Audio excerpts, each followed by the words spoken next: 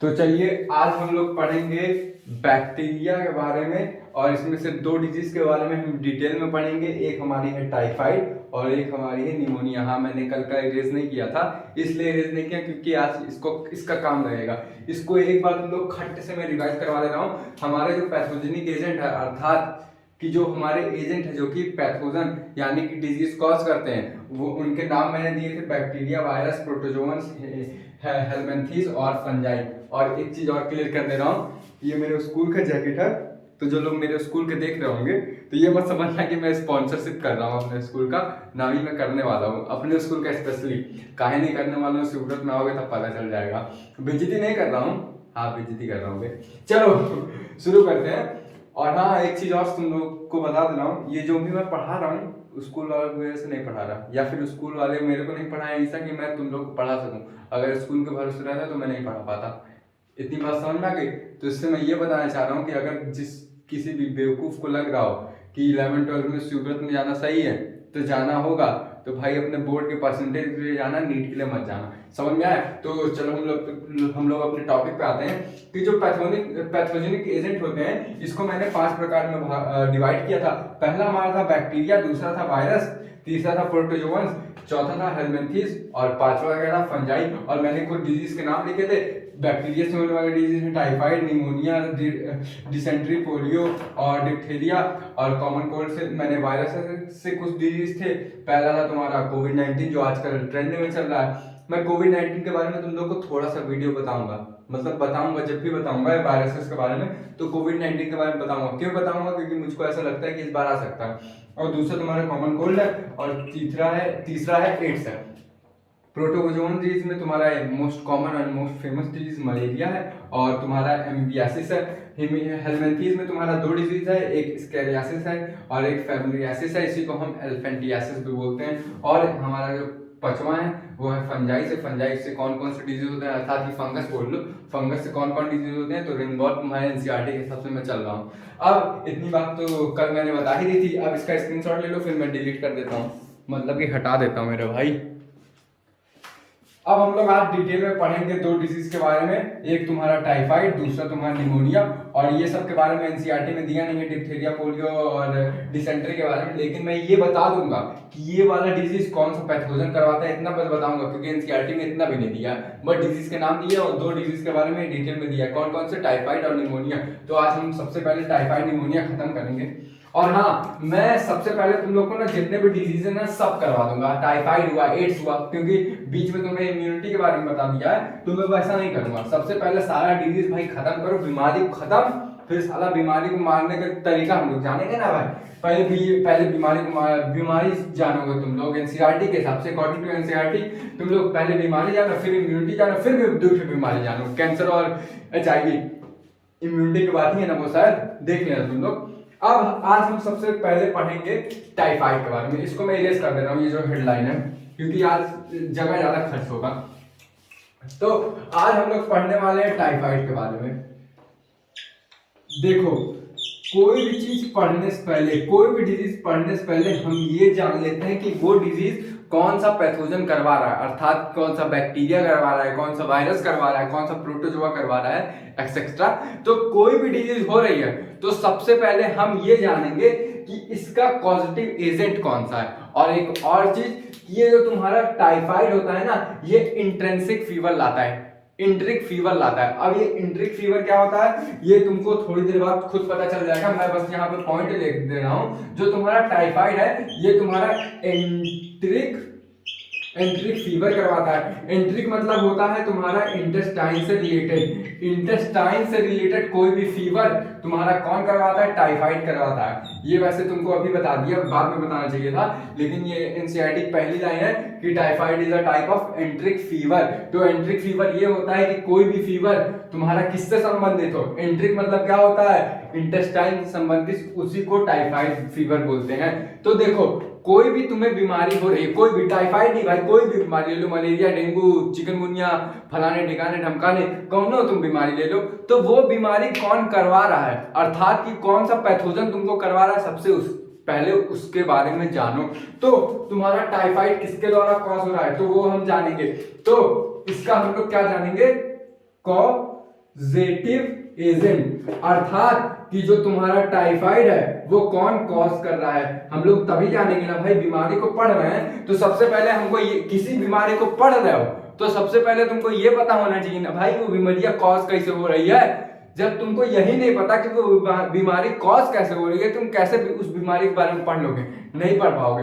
तो तुम्हारा जो टाइफाइड है उसका पॉजिटिव एजेंट अर्थात कि उसका जो पैथोजन है वो बैक्टीरिया है। और बैक्टीरिया में कौन सा है? अरे भाई बैक्टीरिया तो बहुत बड़ा है ना, उस बैक्टीरिया के अंदर कौन से स्पीसीज, कौन सा जो ऑर्गेनिज्म है वो जो कॉज कर रहा है टाइफाइड को, उसका नाम हम लोग जानते हैं। तो जो पॉजिटिव एजेंट होता है टाइफाइड का ना, उसका नाम है सैल्मोन नीला टाइफी। इसको टाइफी न्यूरियम भी बोलते हैं, तुम लोग टाइफी बोलो। तो हमारा जो टाइफाइड होता है वो किसके द्वारा कॉज होता है? Salmonella typhi. अब दूसरा सवाल ये बनता है कि कोई भी बैक्टीरिया तुम्हारे अंदर आया, जैसे कि सैल्मोनेला टाइफी तुमको टाइफाइड कॉज करवा रहा है, तो ये भाई आया कौन रास्ते से? जैसे मान लो कि मैंने तुमको मुक्का मारा, टीचर पूछा किसने मारा, तो तुम बोलोगे अभिनव ने मारा, तो अभिनव क्या हो गए? Salmonella typhi. टीचर पूछेंगे कैसे मारा, तुम बोलोगे हाथ से मारा, फोर्स लगा के मारा। तो तुम्हारा जो है मोड ऑफ ट्रांसमिशन अर्थात कि वो किस रास्ते से गया तुम्हारे पास, ये बैक्टीरिया ऐसे तो उड़ के तो आएगा नहीं। अबे भाई उड़ी के आएगा, मतलब कि एयर से भी आ सकता है ना, जरूरी थोड़ी ना है कि तुम्हारा बैक्टीरिया की एयर से भी आ सकता है, वाटर से भी आ सकता है, फूड से भी आ सकता है, लेकिन ये एयर से नहीं आता है क्योंकि ये भारी होते हैं। तो किस रास्ते से ये बैक्टीरिया आया, यानी कि मोड ऑफ ट्रांसमिशन क्या होता है। तो दूसरा पॉइंट हमारा है कि हम मोड ऑफ ट्रांसमिशन क्या है, तो दूसरा पॉइंट हम लिखेंगे मोड ऑफ ट्रांसमिशन, अर्थात कि जो तुम्हारा बैक्टीरिया है वो कैसे कॉज हो रहा है, उसका मोड क्या है, कैसे वो सैल्मोनेला टाइफी तुम्हारे पास आ जा रहा है मेरे भाई। तो कैसे आ रहा है वो भी जान लो जरा, ये जानना जरूरी है। तो ये जो तुम्हारा सैल्मोनेला टाइफी है ये टाइफाइड कॉज करवा रहा है, और ये कैसे कॉज करवा रहा है? कंटामिनेटेड वाटर, वाटर को मैं H2O से लिख रहा हूं, एंड फूड। ये तुम्हारा जो सैल्मोनेला टाइफी है ये कैसे तुम्हारे पास पहुंचता है? Through the water and food. Contaminated का मतलब जो पानी साफ सुथरा ना हो, जिसमें कुछ हो पहले से, मतलब वो पानी खराब हो, उसी को हम क्या बोल देते हैं जनरली? कंटेमिनेटेड। कंटेमिनेटेड मतलब सिंपली ये होता है कि वो जो तुम्हारा पानी है या फिर तुम्हारा खाना है वो कहीं ना कहीं खराब है, उसमें कुछ इन्फेक्शन हुआ है या फिर उसमें कोई पैथोजन रह रहा है, उसी को हम लोग क्या बोलते हैं? कंटेमिनेटेड। कंटेमिनेटेड मतलब समझ आ गए। अब सवाल ये बनता है यहाँ पे कि ये कैसे फूड से चला जाता है या फिर वाटर से चला जाता है। देख मेरे भाई, कोई भी तुम्हारा बैक्टीरिया है वो पानी में जा सकता है, तो वो पानी पियोगे तो तुम्हारे फट से पहुंच जाएगा इंटेस्टाइन में। कोई भी खाना है वो तुम्हारा मान लो उस पे क्या है? सैल्मोनेला टाइफी है, तो उसको अगर तुम खा लिए तब भी तुम्हारे इंटेस्टाइन में पहुंच जाएगा। तो दूसरा हमारा ये सवाल आता है कि तुम्हारा जो सैल्मोनेला टाइफी हुआ आया वो किस रास्ते से? वाटर से आया, फूड से आया? अभी मैं इसको डिटेल में समझाऊंगा कि वाटर फूड से कैसे आता है।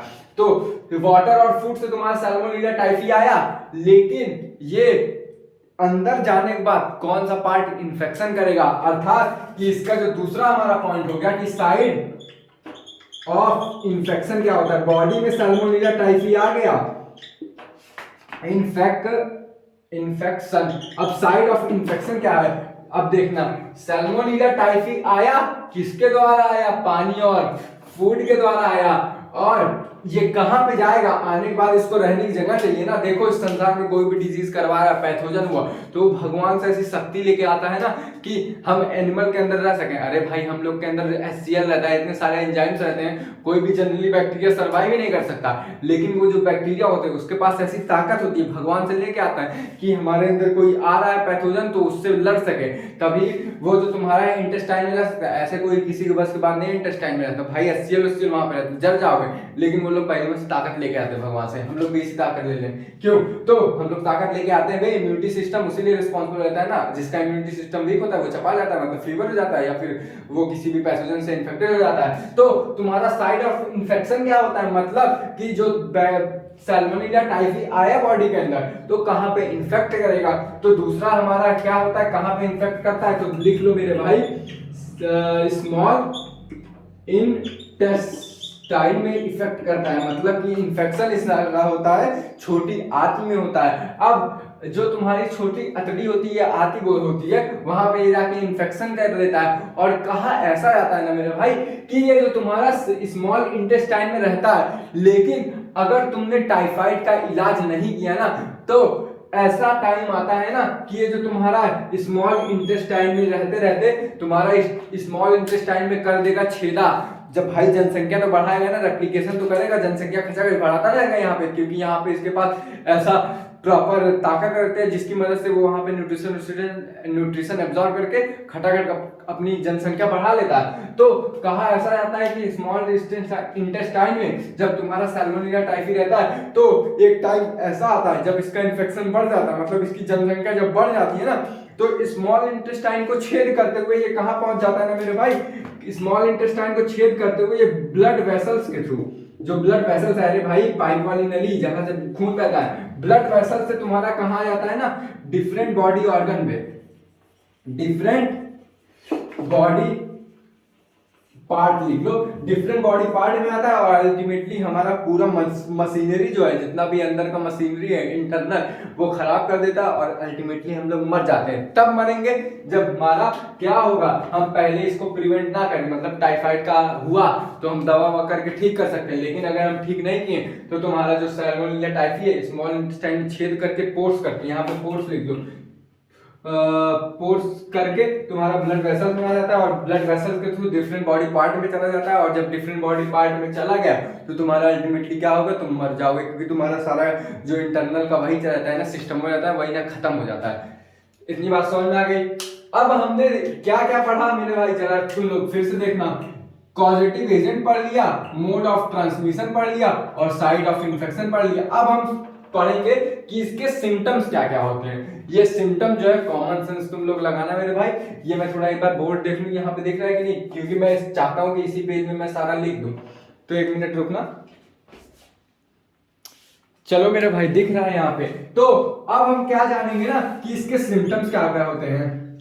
सिम्टम्स, अब तुम खुद सोचो मेरे भाई, ये तुम्हारा पॉजिटिव एजेंट भी जान लिया, कैसे फैलता है वो भी जान लिया, कहां पे इन्फेक्शन करता है, तुम्हारे सिम्टम्स क्या रहते हैं। पहला कॉमन सिम्टम जो रहता है, अरे मेरे भाई तुम खुद सोचो, जब टाइफाइड होता है तो फीवर होता है कि नहीं। किसी को टाइफाइड हुआ है जो देख रहा है वीडियो, होता है मेरे पगला, फीवर और नहीं होता क्या जब टाइफाइड होता है। काहे तुम लोग छुट्टियां ले लेते हो, बोल मेरे भाई, बोलते हो सर टाइफाइड हो गया था, 15 दिन का बेड रेस्ट चाहिए था, 10 दिन का बेड रेस्ट चाहिए था। जो फीवर आता है ये तुमको कॉमन सेंस लगा और अंडरस्टूड है। तो पहला तुम्हारा क्या हुआ सिम्टम कि हमें टाइफाइड आने पे ना फीवर आता है। अब जरा हम लोग लॉजिकल दिमाग से सोचते हैं, मान लो तुम्हारा जो टाइफाइड हुआ वो स्मॉल इंटेस्टाइन में इंफेक्शन करवा रहा है, अर्थात ये हमारे इंटेस्टाइन में, जनरली समझो यहाँ पे पेट पे इंफेक्शन करवा रहा है। तो तुम्हारे जब पेट पे इंफेक्शन करवाएगा तो तुम्हारा पेट दर्द नहीं करेगा। अबे मेरे भाई इंटेस्टाइनिया में रहेगा ना, बोलो इंटेस्टाइनिया में रहेगा ना। तो जब इंटेस्टाइन मतलब कि पेट में जब रहेगा तो पेट दर्द नहीं करेगा, तुम खुद सोचो, तो पेट दर्द करेगा। तो दूसरा हमारा इन्फेक्शन जो सिम्टम्स हो गया, स्टमक पेन होता है। और स्टमक पेन को तुम एब्डोमिनल पेन कह सकते हो। एब्डोमिनल है भाई, ये होता है ना, एब्डोमिनल पेन कह सकते हो। इतनी बात समझ में आ गई। और एक चीज तुमको जीके के लिए बता रहा हूँ, मतलब कि जनरल नॉलेज के लिए, कि फीवर जब भी बॉडी में होता है, क्यों होता है, क्या होता है, जो हमारे पैथोजन जैसे ही बॉडी में एंट्री करते हैं तो हमारा बॉडी ना इम्यून सिस्टम के रिस्पांस में ना बॉडी का टेम्परेचर इंक्रीज करता है, ताकि वो जो पैथोजन है मर जाए। तभी हमको फीवर आता है। फीवर ऐसे नहीं आता, फीवर अच्छे के लिए आता है, क्योंकि वो फीवर क्या करता है, बॉडी का टेम्परेचर इंक्रीज करके जो तुम्हारे अंदर पैथोजन है उनको मार देता है। इतनी बात समझना, जीके के लिए था, समझना होगा समझना, नहीं समझना होगा मत समझना। अब तुम्हारा इतनी बात तो समझ में आ गई। कॉमन सेंस वाली बात क्या थी, फीवर आएगा। और दूसरा हमने क्या जाना, जब इंटेस्टाइन में रहेगा तो तुम्हारा स्टमक पेन रहेगा। अब जब तुम्हारा पेट में रहेगा ये, तो क्या तुमको खाना खाने का मन करेगा, कॉमन सेंस लगा मेरे भाई। जब तुम्हारा पेट दर्द कर रहा है तुमको खाना खाने का मन करता है, नहीं। तो तीसरा हमारा मतलब सिम्टम हो गया लॉस ऑफ एपेटाइट। एपेटाइट ही बोलते हैं। एक मिनट रुकना, मैं स्पेलिंग देख लूं, कहां गया, कहां, हाँ, लॉस ऑफ एपेटाइट। स्पेलिंग एकदम सही लिखा था पहली बार, तालियां। तो तुम्हारा दूसरा क्या होता है, तीसरा सिम्टम जो है लॉस ऑफ एपेटाइट, अर्थात कि हमें जो है उस टाइम जब पेट दर्द करेगा तुमको खाना खाने का मन करेगा, नहीं करेगा। तो तुम्हारा तीसरा सिम्टम हो गया लॉस ऑफ एपेटाइट, अर्थात कि तुम्हारा खाना खाने का मन नहीं करेगा। एपेटाइट मतलब होता है भूख ना लगना, लॉस ऑफ एपेटाइट मतलब भूख ना लगना। इतनी बात समझ में आ गई। अब हम लोग अपने चौथे सिम्टम के बारे में पूछते हैं, समझते हैं। जब तुम्हारा फीवर होगा, पेट दर्द करेगा, पेट दर्द करेगा तो भूख नहीं लगेगा, भूख नहीं लगेगा तो तुम्हारा जो बाथरूम जाओगे, अरे मतलब फीकल मटेरियल जो एक्सक्रीट करने जाओगे, नहीं जाओगे, तो तुमको क्या होगा, अपच हो जाएगा। अपच को हम लोग क्या बोलते हैं इंग्लिश में, कॉन्स्टिपेशन। तो हमारा चौथा सिम्टम जो होगा कॉन्स्टिपेशन हो जाएगा। कॉन्स्टिपेशन अर्थात कि तुम्हारे पेट में क्या हो जाएगा, अपच हो जाएगा। अपच मतलब क्या होता है, पता नहीं क्या होता है, मतलब कि जनरली ये समझो अपच मतलब कि जो तुम्हारा फीकल मटेरियल है वो निकलने में तुमको दिक्कत होगा और निकलेगा भी नहीं। क्यों नहीं निकलेगा, अबे मेरे भाई जब तुम्हारा पेट दर्द कर रहा है, तुम कुछ खा भी नहीं रहे हो, तो जनरली बात है ना, क्या निकालोगे, जब कुछ खाओगे नहीं तो निकालोगे क्या बे। तुम लोग खुद सोचो, कॉमन सेंस लगाओ, तो तुम्हारा चौथा सिम्टम क्या हो जाएगा, कॉन्स्टिपेशन। इतनी बात समझ में आ गई। और तुम्हारा एक चीज और याद कर लो कि मेरे भाई ना, जब यहाँ पे फीवर होता है ना, ये फीवर कोई ऐसा वैसा फीवर नहीं होता, सस्टेन फीवर होता है। अब तुम बोलोगे भाई भाई भाई सस्टेन फीवर मतलब क्या होता है, और ये सस्टेन फीवर 30 डिग्री से 40 डिग्री में रहता है। अब तुम बोलोगे सस्टेन फीवर क्या होता है, मतलब कि ऐसा फीवर जो लगातार हो। मेरे को अभी जल्दी में ये कुछ हो रहा होगा, ये अभी जो विंटर वेकेशन हुआ उससे पहले मेरे को टाइफाइड हुआ था, सच में हुआ था। तो मतलब क्या था ना, मेरा जो फीवर था ना कंटिन्यूअसली था। सुबह में स्कूल गए, मैंने सोचा कि पैरासीटामोल खा के काम चलाओ भाई, दवाई है ना, तो जब तक असर उसका था तब तक मैं ठीक था। लेकिन जैसे ही असर खत्म हुआ, मेरा साल पूरा फर्स्ट पीरियड से लेकर लास्ट पीरियड तक झेला गया। अल्टीमेटली पापा को बोला कि मैं घर आ गया। तो इससे मेरा क्या, मैं समझ रहा हूँ कि जो टाइफाइड होता है ना, उसमें फीवर जो है लगातार होता है, लगातार के साथ साथ फीवर काफी हाई होता है। कितना हाई होता है मेरे भाई, देख जरा कितना हाई होता है, 39 डिग्री सेल्सियस से 40 डिग्री सेल्सियस। इतनी बात समझ में आ गई। अब इसका छाप लो, छाप लो, छाप लो, इसमें कुछ बताने लायक है नहीं। छाप लिए, कहाँ गया भाई, एक मिनट, छाप लिए ना, चलो मतलब स्क्रीनशॉट ले लिए। अब हमने ये जाना कि तुम्हारे पास सिम्टम्स क्या होते हैं, कौन कॉज करवाता है। अच्छा एक बात बताओ, कोई डॉक्टर के पास तुम गए, डॉक्टर के पास, हाँ डॉक्टर मतलब मेरे पास नहीं, डॉक्टर के पास, कोई डॉक्टर के पास गए, बोले डॉक्टर डॉक्टर हमार पेट दर्द करत बा, हम बुखार बा और तनी हम खाए में दिक्कत होत बा। तो डॉक्टर बोले ना भैया हमको लग रहा है तुमको टाइफाइड है बोल रहा हूँ, है पूरा श्योर नहीं हूँ। तो डॉक्टर तुमको बोलेगा ये भैया तू काम करा ना, जाके विडाल टेस्ट करवा ले। विडाल टेस्ट एक ऐसा टेस्ट होता है जिससे हम क्या करते हैं ना, पता पाते हैं कि हमें टाइफाइड हुआ है कि नहीं हुआ। तो हम क्या, चौथा हमारा पॉइंट होगा, हम डायग्नोसिस क्या करते हैं, डायग्नोसिस किसके द्वारा करते हैं भाई, ये जो है विडाल टेस्ट। ये नीट का पूछा हुआ क्वेश्चन है और तुम्हारा क्या बोलते हैं सीबीएसई में आया हुआ सवाल भी हो सकता है इस साल। तो तुम्हारा जो टाइफाइड है किसके द्वारा टेस्ट किया जाता है, अर्थात कि डायग्नोस मतलब किसी चीज का डायग्नोसिस करना, पूरी बॉडी का डायग्नोस करना, पता करना। क्या पता करना है, विडाल टेस्ट की मदद से हम क्या पता करते हैं, टाइफाइड का। इतनी बात समझ में आ गई। चल मेरे भाई अब तुमको एक छोटा सा प्यारा सा नन्हा सा कहानी सुनाता हूँ। अब एक चीज, हाँ एक चीज तुम मैंने अभी बोला था कि ये जो कंटेमिनेशन ऑफ वाटर होता है या फिर फूड होता है, ये कैसे होता है, ठीक है ये समझा दूं ना, मैंने तुमको प्रॉमिस किया था और मैं प्रॉमिस तोड़ता नहीं। मान लो ये हुआ भाई चिंटू, चिंटू मतलब क्या, कोई भी इंसान मान लो, ठीक है इंसान लग तो नहीं रहा है, ये मान लो कोई इंसान हुआ, ठीक है, और ये मान लो दूसरा इंसान हुआ। कैसे फैल रहा है वो तुम्हें मैकेनिज्म बता रहा हूँ, मैकेनिज्म का बताओ थे, समझना। अबे हाँ ये चलो चिंटू हुआ और ये तुम्हारा बिंटू हुआ, नाम भी दे देना उनका, ये तुम्हारा बिंटू भाई हुए और ये तुम्हारा हुए चिंटू भाई। अब क्या हुआ ना, चिंटू भाई को क्या था, टाइफाइड था। तो यहां पे ये भी लिख लो, इन्फेक्टेड फ्रॉम टाइफाइड, अर्थात कि ये जो चिंटू भाई थे तुम्हारे किससे इन्फेक्टेड थे, इन्फेक्टेड फ्रॉम टाइफाइड से इन्फेक्टेड थे। तो इनको क्या होगा ना भाई, अब टाइफाइड में ऐसा तो है नहीं कि तुम फीकल मटेरियल निकल में नहीं करोगे, कॉमन सेंस लगा मेरे भाई। ऐसा हो सकता है क्या कि टाइफाइड तुम्हें 7 दिन रहे, 7 दिन तुम बाथरूम में ना जाओ, ऐसा होता है क्या? नहीं होता। तो चिंटू भैया क्या करे, अपना पॉटी निकाले, मतलब कि फीकल मटेरियल निकाले। तो ये हुआ चिंटू भैया का फीकल मटेरियल। लाल लाल निकल रहा है, लाल लाल नहीं होता, पीला पीला होता है, तुम लोग जानते हो। तो अब क्या हुआ, इन्होंने जब अपना फीकल मटेरियल निकाला तो ये कहीं ना कहीं गड्ढे में जाएगा या फिर ड्रेनेज सिस्टम में जाएगा। तो क्या होता है ना, ये पानी जब ना बारिश होती है ना, तो ये जो तुम्हारा ये होता है, क्या बोलते हैं, फीकल मटेरियल होता है, यहाँ पे फीकल लिख लो। जो फीकल मटेरियल रहता है या फिर स्टूल बोल दो इसी को, ये जो फीकल मटेरियल होता है ना, ये क्या होता है, पानी के रास्ते चलते चलते ना, तुम्हारा जो पानी हम लोग पीते हैं ना, वहां के पाइप में मान लो कभी पाइप तुम्हारी फट नहीं जाती, जो पीने वाला रहता है वहां पे जाके मिक्स हो गया, और जब यही पानी मिक्स हो गया तो इसमें जो बैक्टीरिया है वो क्या करेंगे, ये तुम्हारे साफ सुथरे पानी में आ जाएंगे, और अल्टीमेटली यही तुम टोटी से निकाल के पियोगे, और तुम्हें क्या होगा, सैल्मोनेला टाइफी तुम्हारे अंदर आ जाएगा। पहला तो तुमने समझ लिया कि ये किसके थ्रू हो रहा है, वाटर के थ्रू। अब दूसरा हम समझेंगे फूड में कैसे होता है। मान लो ये जो चिंटू भैया हैं, इन्होंने अपना फीकल मटेरियल निकाला और इसी पे क्या आके बैठ गए, अबे मक्खी, और क्या बैठेगी, देखे हो कि नहीं मक्खी बैठते हुए, ये सब देखने वाली चीज नहीं है, पागल हो गए क्या तुम लोग। तो ये तुम्हारी मक्खी है भाई बैठी, और अल्टीमेटली क्या हुआ, इनका जो बैक्टीरिया है, क्योंकि बैक्टीरिया जो होता है फीकल मटेरियल में आता है, तो जो बैक्टीरिया पे ये बैठी, और तुम्हारे ये जो बिंटू भैया थे, इनके जो खाने पे आगे बैठ गई, और यहाँ पे इन्होंने छोड़ दिया अपना क्या, बैक्टीरिया छोड़ दिया। अब जब यही इनहेल करेंगे,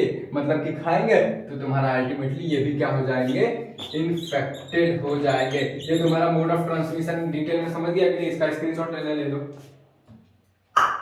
अब एक कहानी तुमको समझाता हूँ मेरे भाई, ये कहानी थोड़ा एनसीईआरटी में दिया है तभी मैं बता दे रहा हूँ, एनसीईआरटी में नहीं दिया होता तो नहीं बात बताते हम। एक तुम्हारी महिला थी, नन्ही सी मुन्नी सी नहीं थी, ये बात मत समझना, नन्ही सी मुन्नी थी, मुन्नी सी थी। एक तुम्हारी महिला थी जिनका नाम था मैरी, मैरी वाला मैरी नहीं बे, मैरी वाला मैरी, समझे, मैरी मेलन नाम की महिला थी। और मैरी मेलन नाम की महिला को क्या कहा जाता था ना, कि ये एक तरह की टाइफाइड कैरियर थी।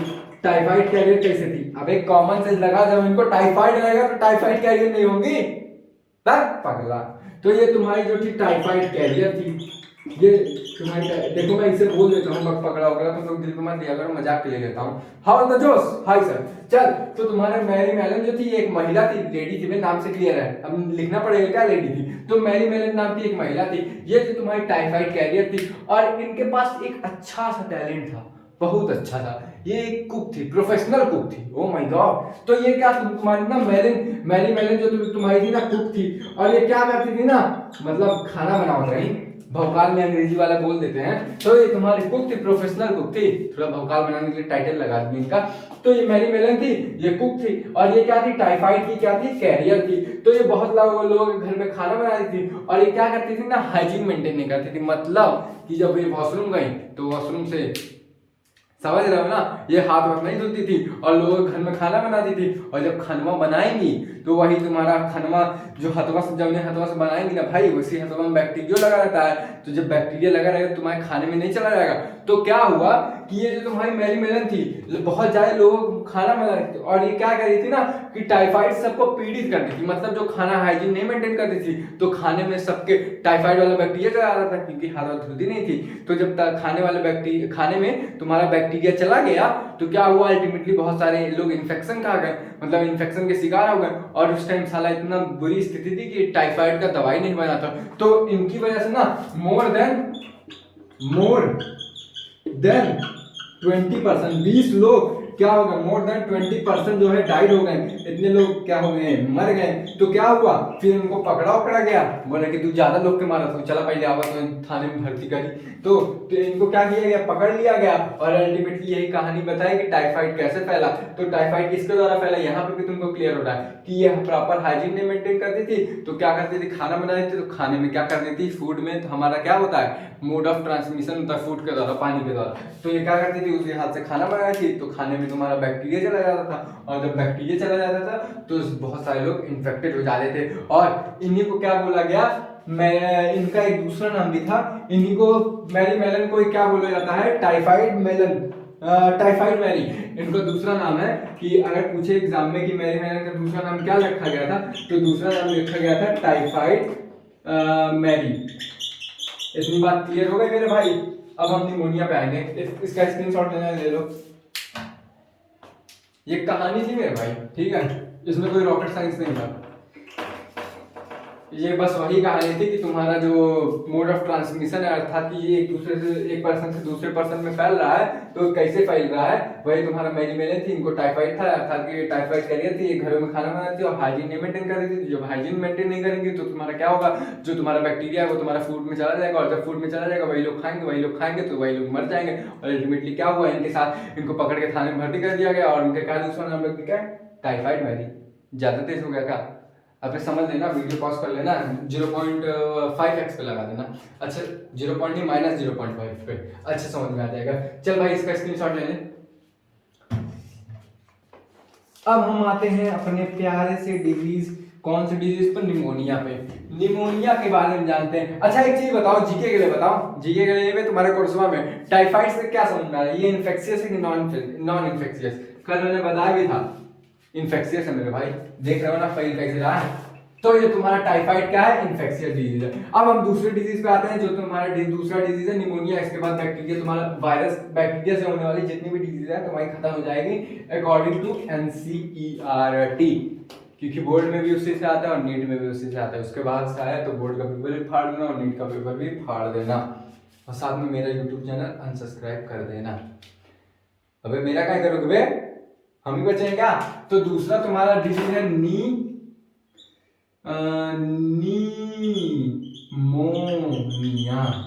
अब तुम्हारा निमोनिया कैसे होता है ये जरा हम समझते हैं। तो पहला निमोनिया पढ़ने से पहले हम ये जानते हैं कि इनके पॉजिटिव एजेंट कौन से हैं, अर्थात कि ये जो निमोनिया है तुम्हारा कौन कौन कॉज करते हैं। दो लोग कॉज करते हैं, तभी मैंने ऐसे कर दिया।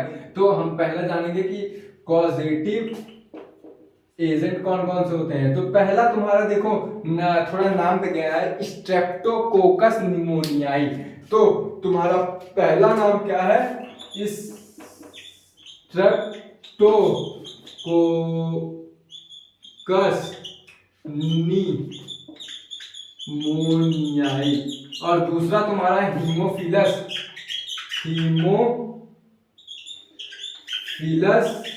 इन्फ्लुएंजी। ये दोनों तुम्हारे क्या थे ना, ये तुम्हारे जो थे क्या कॉज करते थे, एक बार मैं स्पेलिंग मैच कर ले रहा हूँ तुम लोग के लिए। हीमोफिलस इन्फ्लुएंजी और स्ट्रेप्टोकोकस, स्पेलिंग मतलब सही है, कुछ गलत होगा तो सही कर देना, लेकिन प्रोनाउंसिएट सही कर रहा हूँ। तो तुम्हारे जो निमोनिया थे वो दो लोग कॉज करते थे। पहले थे स्ट्रेप्टोकोकस निमोनियाई, जो लोग मॉलिक्यूलर बेसिस ऑफ इनहेरिटेंस पढ़े होंगे उनको पता होगा कि ग्रिफिथ का एक्सपेरिमेंट भी स्ट्रेप्टोकोकस निमोनिया पे एस स्ट्रेन और आर स्ट्रेन पे बेस्ड था। क्योंकि जो ग्रिफिथ था ना भाई, एक फैक्ट की बात बता रहा हूँ, सुनना सुन लेना वरना 15 सेकंड स्किप कर देना। तो जो स्ट्रेप्टोकोकस निमोनिया था ना, जो ग्रिफिथ साहब थे, तो उन्होंने क्या किया ना, वो वैक्सीन बना रहे थे। उस टाइम निमोनिया जो था ना 1928 में बहुत ज्यादा फैल रहा था, तो उन्होंने क्या किया, वैक्सीन बनाया था, लेकिन अल्टीमेटली उनसे गलत खोज हो गई और क्या हुआ, उन्होंने डीएनए का खोज कर दिया थी। बात समझ आ गई? तो हम आते हैं अपने करंट टॉपिक पे। जो तुम्हारी निमोनिया किसके द्वारा कॉज होती है, स्ट्रेप्टोकोकस निमोनियाई और हीमोफिलस इन्फ्लुएंजी। ये तुम्हारा जीनस है, ये तुम्हारा स्पीसीज है, ये तुम्हारा जीनस है, ये तुम्हारा स्पीसीज है। अब दूसरा सवाल क्या आता है कि मोड ऑफ ट्रांसमिशन क्या है, अर्थात कि किसके द्वारा होता है। तो दूसरा हमारा है मोड ऑफ ट्रांसमिशन। अब एक बात समझना कि ये जो तुम्हारा डिजीज होता है, ये मोड ऑफ ट्रांसमिशन क्या है। जैसे कि मान लो कि ये मेरी हैंकी है, दिख रहा है, ये बोर्ड साफ करने वाले हैंकी है, आबेल मार। तो ये तुम्हारी हैंकी है। अभी इसी हैंकी से मैंने नाक पोछी, या फिर इसी हैंकी पे मैंने छींक दिया, इसी हैंकी पे मैंने छींक दिया, तो यही हैंकी तुम यूज कर रहे हो, तो इस पे क्या आएगा, मेरा ड्रॉपलेट आएगा। मतलब जो पानी होता है उसी को ड्रॉपलेट बोलते हैं, थोड़ा भोकाली सब लगे, तो इसी पे ड्रॉपलेट आ गया। अब इसी हैंकी को तुम यूज कर लिए, जब इसी हैंकी को यूज कर लोगे भाई ना, तो अगर मुझे निमोनिया है ना, तुमको हो जाएगा, क्योंकि ये ड्रॉपलेट से फैलता है। तो ये तुम्हारा मोड ऑफ इन्फेक्शन क्लियर हो गया कि ये किससे फैलता है मेरे भाई, ड्रॉपलेट से फैलता है, अर्थात कि ड्रॉप से फैलता है। अब जैसे कि मेरा दूसरा फोन में चार्ज लगाया हूं, तो फोन पे मैंने छींक दिया, तो तुम वही फोन यूज करोगे, और वो फोन जब यूज किए तो कभी ना कभी तो अपना हाथ चेहरे पे ले जाओगे, और जैसे चेहरे पे ले गया तुम इन्फेक्टेड हो जाओगे। तो ये मोड ऑफ ट्रांसमिशन इसका क्या है, ड्रॉपलेट इन्फेक्शन से होता है, ड्रॉपलेट लेट अर्थात कि जो तुम्हारी बूंदें रहती है नाक से निकली हुई, उसी को अगर तुम छू दिया और मुंह के पास नहीं गए तो तुम्हारा इन्फेक्शन हो जाएगा। तो ये किसके द्वारा होता है? Droplet infection. और अगर इन्फेक्शन और अगर कोई मतलब इन्फेक्टेड पर्सन है और दूसरे इन्फेक्टेड पर्सन नहीं है, उसके पास में जाके छींक दिया और उसके पास जैसे ही तुम्हारा ड्रॉपलेट पहुंच गया, अगर मान लो पहुंच गया, तो क्या होगा? अल्टीमेटली तुमको निमोनिया कॉज कर देगा। इतनी बात समझना कि एयर के थ्रू भी ये होता है, कंटेमिनेटेड एयर के थ्रू, या फिर तुम्हारा वाटर के थ्रू भी हो जाता है। कंटेमिनेटेड एयर या वाटर, अरे भाई तुम खुद सोचो, ड्रॉपलेट या इन्फेक्शन में तुम्हें मेन पॉइंट बताया हूं। अरे मेरे भाई तुम खुद सोचो, जब तुम्हारे बगल में कोई बनता है उसके पास तुम छींक दिए तो वो एयर के थ्रू तुम्हारे पास चला गया कि नहीं? तो कंटेमिनेटेड एयर के भी थ्रू हो जाता है। दूसरा, कोई पानी पी रहा है उसमें छींक दिए तो तब भी चला जाएगा। खाना खा रहा है उसमें छींक दिए, या फिर कोई ऑब्जेक्ट है उसमें छींक दिए तो तुम्हारा तब भी हो जाएगा तुमको, क्योंकि वो जो ऑब्जेक्ट है कोई अनइंफेक्टेड पर्सन छुएगा, और जब छुएगा तो अपने चेहरे पे कभी ना कभी तो हाथ ले जाएगा, और जैसे ले जाएगा उसको निमोनिया हो जाएगा। तो अब दो चीजें तो क्लियर हो गई कि ये इसका पॉजिटिव एजेंट क्या है और मोड ऑफ ट्रांसमिशन क्या है। अब तीसरा क्या था कि ये इन्फेक्शन कहाँ करता है। तो तीसरा पॉइंट है हमारा कि साइट ऑफ इन्फेक्शन इसका क्या है। तो तीसरा पॉइंट हम लोग लिखते हैं साइट ऑफ इन्फेक्शन। ये कहाँ पे जाके इन्फेक्शन करवाता है? तो ये तुम्हारा जो है ना लंग्स में जाके इन्फेक्शन करवाता है। अब लंग्स में कैसे करवाता है ये तुमको अच्छे से बताऊंगा, आज ही क्लास में बताऊंगा। तो ये लंग्स में जाके इन्फेक्शन करवाता है। अब इसके सिम्टम्स क्या है ये भी जान लो तुम। अब जब मेरे भाई लंग्स में इन्फेक्शन करवाएगा तो तुम्हारा क्या होगा ये जानोगे। सिम्टम जानने से पहले हम लोग जानते हैं कि लंग्स में कैसे इन्फेक्शन होगा। अगर लंग्स में तुम इन्फेक्शन जान के कैसे होगा तो अपने आप डिजीज बता दोगे, मतलब सिम्टम्स इसके अपने आप बता दोगे। तो अब हम जानते हैं कि ये कैसे होता है लंग्स में इन्फेक्शन। इतना इसका स्क्रीनशॉट ले लो तब मैं बताता हूँ लंग्स में इनका इन्फेक्शन कैसे होता है, मैकेनिज्म पूरा बता देता हूँ। चलो मेरे भाई, अब लंग्स में कैसे होता है, ठीक है। ये मान लो मैं एक लंग्स बनाने जा रहा हूँ। मान लो ये तुम्हारा एक कंप्लीट जो है लंग है, ये तुम्हारे क्या हुए? ब्रोंकियोल्स हुए, ये तुम्हारा ब्रोंकाइस हुआ। तो इसी पे मैं लंग्स बना देता हूँ, ठीक है। ये तुम्हारा हो गया लंग्स। मेरा फिगर नहीं अच्छा है तो ध्यान में मत देना। और यहाँ पे क्या आएगा? ब्रोंकियोल्स आएगा। और जब ब्रोंकियोल्स आएगा तो उससे क्या अटैच रहेगा? उससे क्या तुम्हारा अटैच रहेगा? ये तुम्हारा है एल्वियोलाई, ठीक है मेरे भाई। अब जब तुम्हारा ये ड्रॉपलेट इन्फेक्शन जो होता है तो क्या करता है? ड्रॉपलेट मतलब कि स्ट्रेप्टोकोकस निमोनियाई या फिर हीमो इन्फ्लुएंजी क्या करता है? यहाँ से तुम्हारा ब्रोंकियोल्स हो गए, ब्रोंकियोल्स से हो गए आ जाता है तुम्हारा एल्वोलाई में। तो एल्वोलाई में वो क्या कहता है ना, ये तुम्हारी एल्वोलाई हो गई एयर फिल्ड एल्वोलाई हो गई एयर फील्ड। ये तुम्हारी ओपन एयर फील्ड है, मतलब कि ओपन मतलब खाली है। लेकिन यहाँ पे मैं दूसरा बना रहा हूं कि जैसे ही तुम्हारा ये क्या करेगा? इन्फेक्ट करेगा। किससे इन्फेक्ट करेगा? स्ट्रेप्टोकोकस निमोनियाई से जैसे इन्फेक्ट करेगा तो तुम्हारे लंग्स क्या होगा जरा ये भी समझ लेगा। यहाँ पे मैं दूसरा फिगर बना रहा हूँ, इसका मैकेनिज्म बता रहा हूँ। ये तुम्हारा जैसे हुआ कि इन्फेक्टेड हो गया, ठीक है। अब यहाँ पे जैसे इन्फेक्टेड हुआ तो तुम्हारा क्या होगा जरा वो भी तुम लोग देख लो। ये तुम्हारा हुआ तो यहाँ पे क्या होगा ना कि एक प्रकार का फ्लूइड आ जाएगा। और जैसे ही यहाँ पे फ्लूइड आया, यहाँ पे फ्लूइड आ जाएगा तो तुम्हारा ये जो एल्वोलाई का काम क्या होता है? ये तुम्हारा ब्लड वेसल्स है। तुम्हारा मान लो ये तुम्हारा क्या है? ब्लड वेसल्स है। और यहाँ पे तुम्हारा ब्लड वेसल्स एक बना देगा। तो यहाँ पे तुमको दिखेगा कि यहाँ पे जो ये क्या एल्वोलाई रहती है, ये इसको क्या देती है? ब्लड वेसल्स को O2 देती है, और ब्लड वेसल से क्या देती है? CO2 देती है, और अल्टीमेटली क्या करती है? निकाल देती है। तो क्या हुआ? तो जैसे मुझको स्ट्रेप्टोकोकस निमोनिया मेरे पास नहीं आया, निमोनिया मुझको नहीं है, यही समझाने की कोशिश कर रहा हूँ तुमको। तो चलो टॉपिक पे आते हैं। अब मान लो कि तुम्हारा क्या हुआ? ये तो तुम्हारा लंग्स हुआ, ठीक है। लंग्स में तुम्हारे एल्वोलाई में इंफेक्शन हो गया, मतलब कि लंग्स में इंफेक्शन हो गया तो तुम्हारे जो एल्वोलाई के अंदर क्या होंगे? फ्लूइड आ जाएंगे। अब जब फ्लूइड आएंगे तो ये क्या करेगा ना? ले तो लेगा, लेकिन भाई जब यहाँ पे फ्लूइड है, यहाँ पे बैरियर आ गया है, तो ये तुम्हारा ऑक्सीजन है क्या होगा? नहीं दे पाएगा। और जब ये ऑक्सीजन नहीं दे पाएगा तो तुम्हारा यहाँ पे क्या होगा? O2 का सैचुरेशन क्या हो जाएगा? डिक्रीज हो जाएगा। कहाँ पे? ब्लड वेसल में। और जब यहाँ पे ब्लड वेसल में इसका सैचुरेशन कम हो गया तो तुमको क्या होगा? रिस्पायरेटरी प्रॉब्लम हो जाएगी, और तुम्हारा क्या होगा? सांस फूलेगा। और क्या होगा? तुम्हारा जो है कफिंग होगी, क्योंकि ये क्या चाहेगा, हमारा बॉडी क्या चाहता है कि हमारे अंदर पैथोजन है, तो पहला तो टेम्परेचर बढ़ा है, अब जब एल्वेओलाई रीजन में फ्लूइड भर गया तो हमारा बॉडी क्या चाहेगा कि वो फ्लूइड हम कैसे निकाल दें, और जब निकालना चाहेगा तो हमको क्या आएगा, खांसी आएगा। तो मैंने सिम्टम बता दिए हैं। अब तो हम अपने मेन टॉपिक पे आते हैं कि हमारा इसमें सिम्टम क्या होगा। सिम्टम्स, अब ये सिम्टम्स क्या होंगे, ये फिगर्स हमको समझ में आ गया कि नहीं।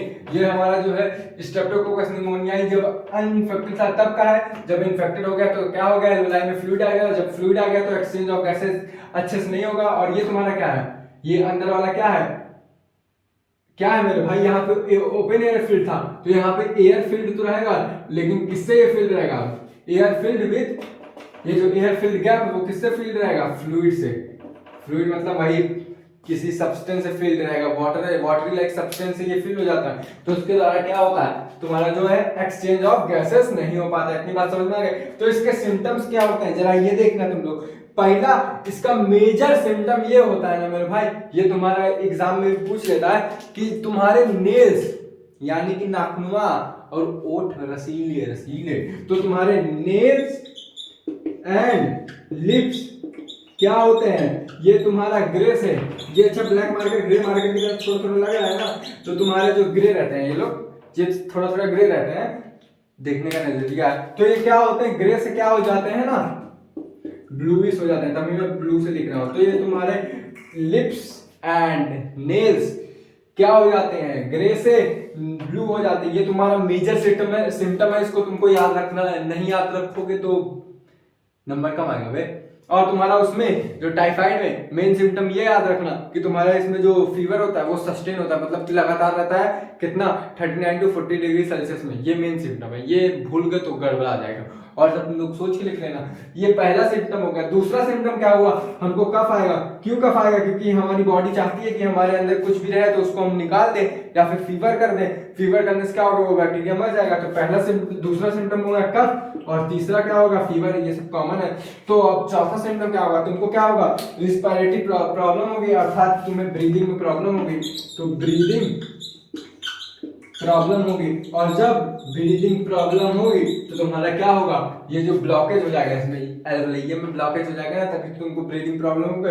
इतनी बात समझ में आ गई। ये तुम्हारे थे 4 सिम्टम से, ये याद कर लेना। और उसमें से सबसे मेन सिम्टम था कि ये तुम्हारा, अभी मेरे भाई जब तुम्हारा इन्फेक्शन हुआ तो क्या होगा, तुम्हारे नेल्स और जो नेल्स एंड लिप्स हैं वो तुम्हारे क्या हो जाएंगे, ग्रे से ब्लूइश हो जाएंगे। और तुम्हारे सिम्टम्स क्या रहेंगे, कफ आएगा, फीवर आएगा, ये तुम्हारा ब्रीदिंग प्रॉब्लम्स आ सकते हैं, रिस्पिरेटरी प्रॉब्लम आ सकते हैं, तुम्हारे यहाँ ब्लॉकेज हो सकता है, और तुमको थकावट आएगी। अरे मेरे भाई थकावट कहाँ आएगी, कहाँ आएगी, तुम खुद सोचो।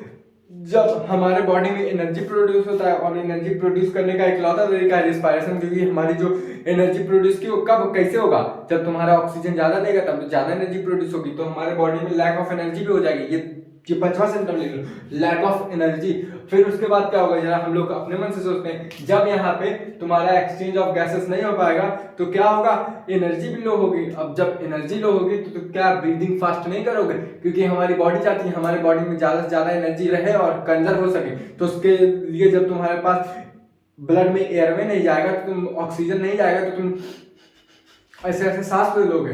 तो जब सांस लोगे तभी तो तुम्हारा ब्लड हो जाएगा, ज्यादा ऑक्सीजन लोगे तभी तो कुछ ना कुछ तो जाएगा, वरना तो अगर नॉर्मली लोगे तो तुम्हारा जा ही नहीं पाएगा। तो ब्रीदिंग फास्ट हो जाती है, ये भी तुम्हारा डिजीज में आ जाएगा भाई मेरे। अब ब्रीदिंग नहीं कर पाओगे ना तो ये भी तुम्हारे डिजीज के श्रेणी में आएगा।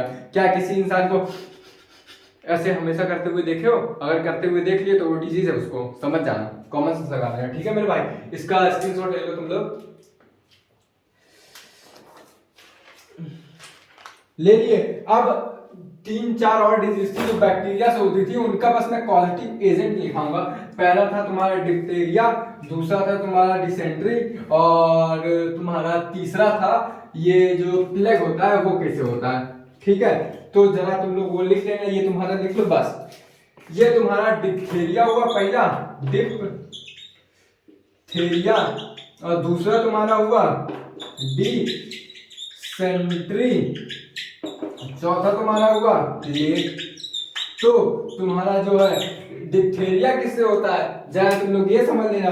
डिप्थीरिया तुम्हारा होता है क्राई यहाँ पे एक बार मैं स्पेलिंग देख लेता हूं।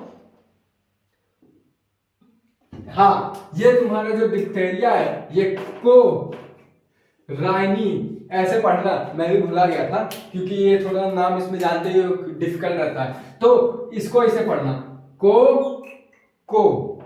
राइनी, जैसे बोल रहा हूं वैसे पढ़ना, तब याद हो पाएगा। मैं वही ट्रिकिया भूल गया था, खुद ही भूल गया था। बताओ, को राइनी बैक्टीरियम और ये क्या होगा तुम्हारा डिप्थेरिया डिप्थेरिया ही है ना मेरे भाई, एक बार चेक कर लूं मैं। हाँ, कोराइनी डिप्थेरिया से क्या होता है, डिप्थेरिया डिजीज होती है। डिप्थेरियाई लिख लो, हाँ डिप्थेरियाई। तो ये तुम्हारा डिप्थेरिया किसका द्वारा होता है, कोराइनी बैक्टीरियम डिप्थेरियाई से होता है। डिसेंट्री किससे होता है, डिसेंट्री तुम्हारा होता है सीला जीला, ये सीला जी से तुम्हारा सीला जीला